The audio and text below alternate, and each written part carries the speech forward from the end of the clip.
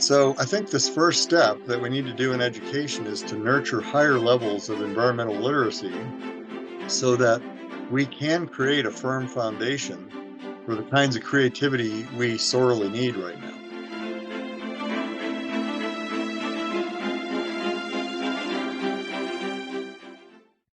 All right, so the perspective I guess I bring to this discussion is that this idea that all careers have to be environmental careers. We can't just have a little subset of environmental careers. Otherwise, how can we have a green economy? And most especially, how do we empower students, and especially in high school, where they're starting to think about their careers, to make these connections, to connect environmental concepts to any and every career they're going to be in? And I put the asterisk there because right now, I'm afraid that we think of environmental careers as just a few careers, which really are a tiny part of the economy. We have to link this to everything we do.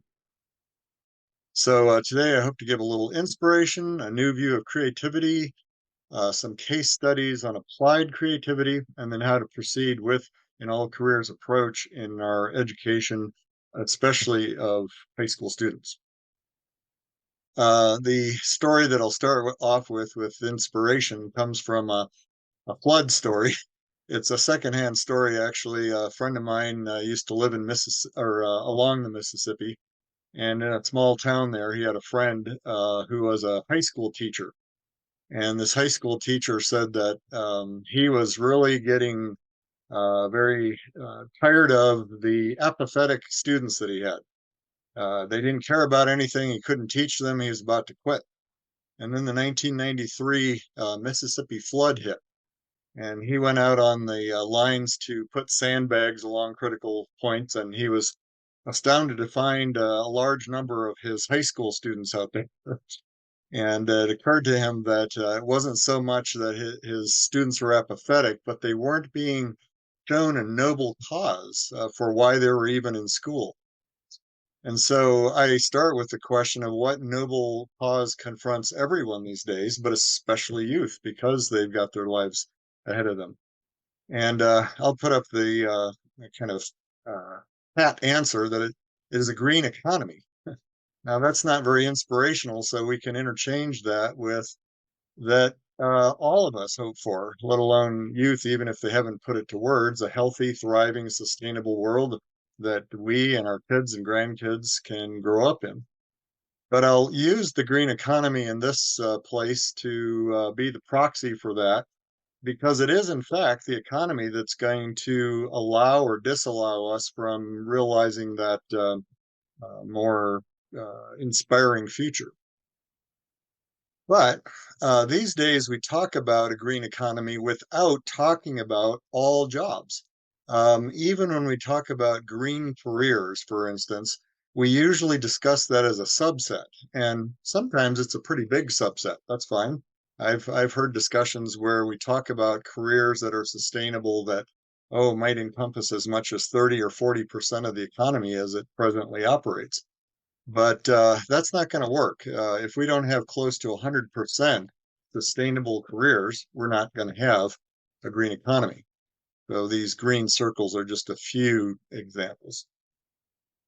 But to make sure that we're not just running off the, kind of the seat of our pants, and we're actually doing things in a way that's going to yield a green economy, we of course have to um, put that environmental understanding component in there. And the last word of inspiration I'll actually end with here is just the word opportunity. Green teach for opportunity. Well, it turns out that this word is from ob and portus, means going towards port. And so if one was stranded at sea in ancient times, one looked for an opportune wind to reach safety. Well, today we really have to search for those headwinds that will carry us away from an unsustainable, dangerous future and towards a way of living on Earth that's compatible with the life of which we're a part. So I'm thankful for the word opportunity here that we can kind of riff off of. So, a new view of creativity, and this doesn't necessarily have to be part of an all careers approach, but I think it could be a real foundation for it. And back when I lived in Virginia, someone I knew, his name Larry Robertson, wrote this book called A Deliberate Pause, and the subtitle is Entrepreneurship and Its Moment in Human Progress. And I read it and I loved it because he started off with the idea that, according to him, even though he's from a business background, he didn't consider entrepreneurship a business term. He refers to it as innate human creativity. And I couldn't agree more. It's how creative we're going to get in confronting our challenges that's going to spell out whether or not we're going to be successful. And he said that all of the entrepreneurial people that he interviewed had taken a deliberate pause. That might have been a retreat or a sabbatical or something, where they took time to notice the patterns and needs of the world and then how they could fit their own skills and aptitudes into the making the world a better place through addressing those patterns and needs. And just as a little side, that's really why I call my single proprietorship company Entrepreneurial Earth.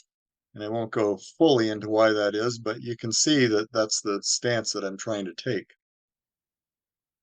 So, what are the patterns we need to notice? Well, the first mega pattern in context is really how do our human systems fit in with Earth's living systems? And I would posit that if we don't start there, that we're kind of operating in a hit or miss manner. We have to start with this understanding of how we fit in with living systems. So sometimes I use examples like this where the cross section of our human intestine looks very similar to the aerial view of a marsh, where folds upon folds upon folds produce massive surface area for the exchange of gases and nutrients in both. And this kind of comparison is a little more familiar, but everywhere we look, we see similarities at the human micro scale and the Earth's living system scale. So when I talk about living principles of living systems, I capture a lot of it in symbols like these, where we have the circle of life and the circle being run by the energy of the sun, and others like that. I won't go into these in detail here, but you can probably see some of the meanings. And so these are used to then produce at least a basic level of what we might call environmental literacy, but a literacy of how we fit in with living systems. So I think this first step that we need to do in education is to nurture higher levels of environmental literacy so that we can create a firm foundation for the kinds of creativity we sorely need right now. I put the parenthetical statement down there that we expect all of our high school kids to take a civics course and health course because we know that that's really crucial to our societal well-being. And I think it's time to raise environmental literacy to that point.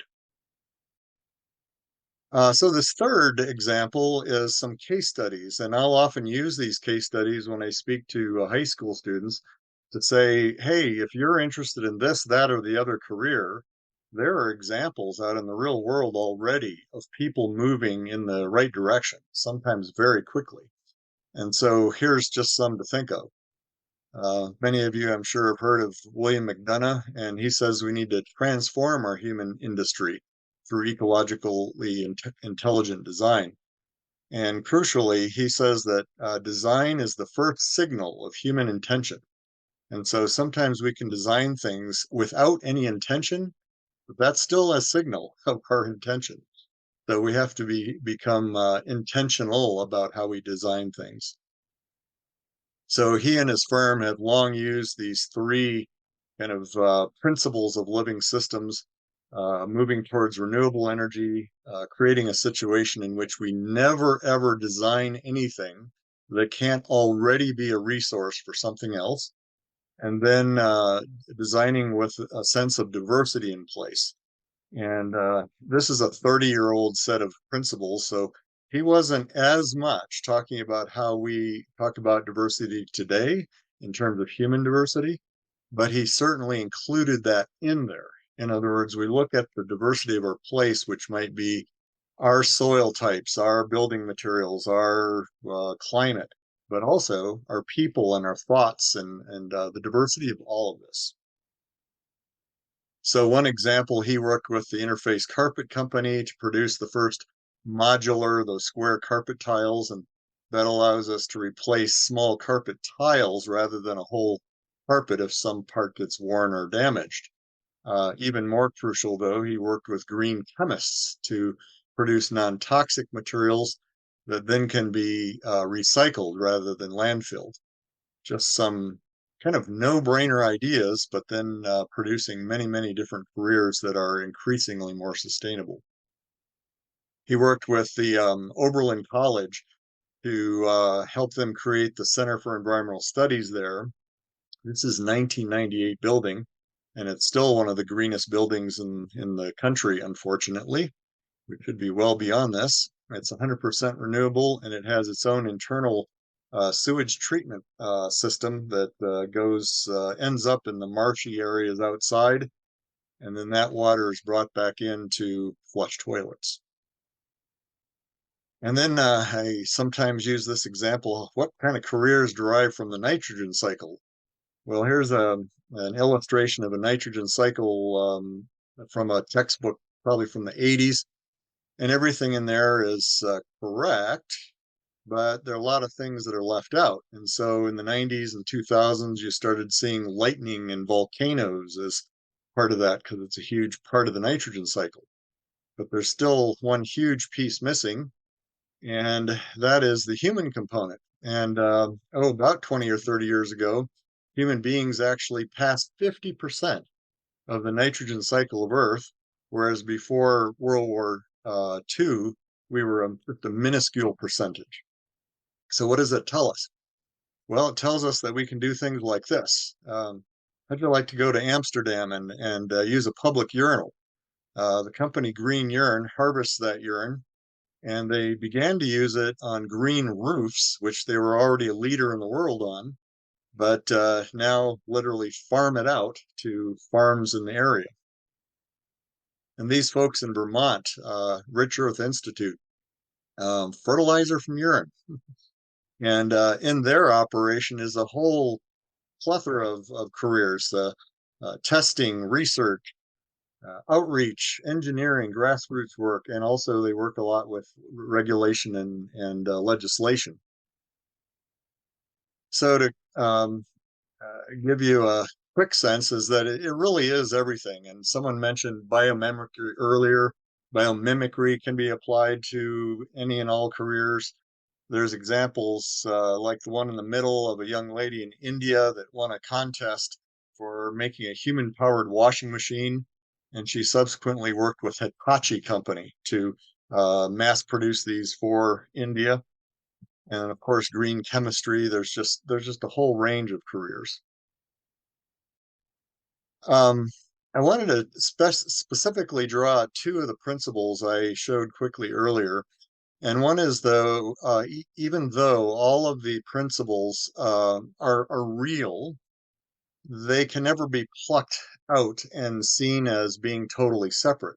And so that's why I always include one picture of the Earth that all of those systems, including human systems, are all inextricably a seamless continuum. And then the second one, the one on the right, is the Roman symbol for Earth. And there are so many symbols that humanity has used to illustrate how we are a part of nature. Get to those in a second. The systems, just, we can see that even as the Earth breathes here and turning green and brown at different parts of the year, that in that is tied up all of the other cycles of life, not just the carbon cycle in this case. And that our Earth's atmosphere, which is the biggest point of concern right now, is really very analogous to the membrane of a cell, which any medical person would say we need to preserve cell integrity, organ integrity, otherwise systems fail. So we have to be able to maintain the Earth's atmosphere integrity at levels that will support us. then getting to that human element, I myself was born and raised in Korea, and so I often refer to the Korean flag and the yin yang symbol as this idea that has been used for millennia to capture this idea that we're part of nature. Well, how is that? In ancient China, they would measure the shadows off of a stick over the seasons, and they'd see this sine wave over time, lengthening and shortening shadows. But if you plot that inside of a circle, since the seasons go in a circle, that's the origin of the yin yang. And in fact, the ancient yin yangs varied quite markedly because they varied with latitude. And then they were put into the more classical yin yang that captures this idea of balance. Well, I've seen the yin yang symbol used as an illustration for one of the most basic principles of both ecology and biology, and also engineering. That's the negative feedback loop. And I think we should use that increasingly to show that our metaphoric, even spiritual, uh, paradigmatic ways of looking at the world can be blended quite nicely with other things to allow us to move forward. So we have a say a thermostat and blood sugar, and they are both operating correctly as long as the feedback loops work. But if this negative feedback loop system breaks down, then we have disease.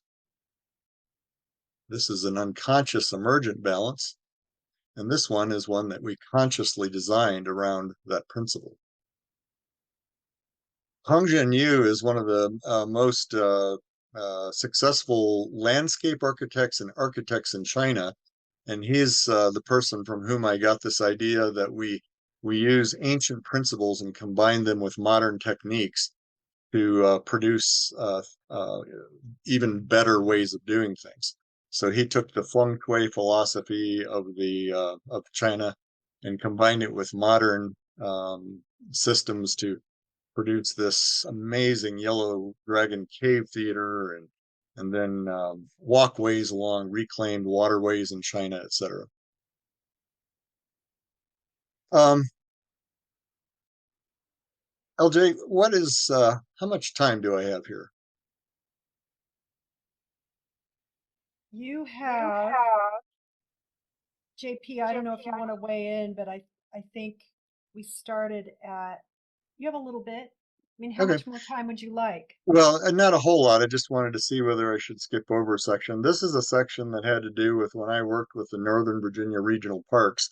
And we put a lot of these things to use, such that we built a circle garden that was based on the fact that not only in Native American symbology, but all around the world, we have this circle in four directions motif that is one of the ways that we connect our minds to how nature works. And so alongside that, this is just a few yards over to the right of that garden. We had this sculpture that was put in place, and it shows the incoming energy of the sun, running all the cycles of life, and then everything leaving, all the energy leaving as heat. And our campers, shown here, along with anyone and everyone else who came to the park, would experience these kind of lessons in both a scientific and a metaphoric way. And of course, the woman who produced this is a sculptor. That's her career. Artists have a big role in our transition to a green economy. And then we worked with the Career Center in Arlington. And when they were going to produce a little house, a demonstration house, the building trades, we asked them if they could produce a little greenhouse where they would put in solar and insulation and all sorts of efficient lighting and appliances, and they did. And this little green house made its rounds to the schools during the school year and then to our park during the summer, where all of our campers from first to 12th grade went through and learned about green building principles. And we even hosted solar installation workshops at the park. So wherever you are, in whatever way, you can be part of creating a circular economy, a green economy, a donut economy, all the different terms that are being used these days. And of course, economists are therefore amongst the most important careers to base their work on good, sound environmental knowledge, too. All right. Well, the last section won't take long. It's just to get us thinking, how could we advance this way of education?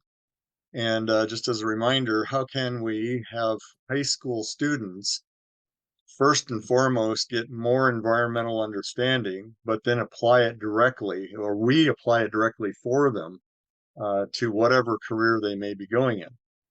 Well, some of the very easy things that could be done now, even short of a curriculum change, would be that we'd simply insert environmental principles in as many classes as possible, especially in business and engineering and so forth. Second, we'd bring business principles and vision to environmental science classes.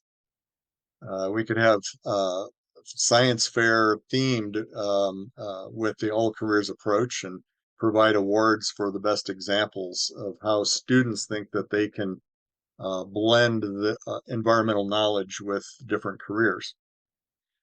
And then using it as a theme and component of all classes and subjects. So we can get started on this tomorrow. It's where we start talking about it and implementing it quickly, that this can come to fruition. I'll end with one of those environmental principles, which is limiting factors. In an ecosystem, you might have everything that is needed for some organism to be there or for some process to happen, except for one. There's something missing, or it's not in sufficient quantity, and therefore that process doesn't happen, or that organism doesn't live there. Well, I would maintain that perhaps one of the biggest limiting factors for our ability to move towards a green economy is that the current level of connections between environmental knowledge and the economy right now, especially at the high school level, is very low. It's like a leaking point. And so, how can we progress in a large way, large scale, towards creating a green economy if this is the case? And I'd say if we can plug that hole, then we can more easily reach our goal of a sustainable green economy. So I'll leave it at that, and I'll put that up there for a second in case anyone wants to get my contact information, and then I'll stop share screen and we can proceed however you'd like there.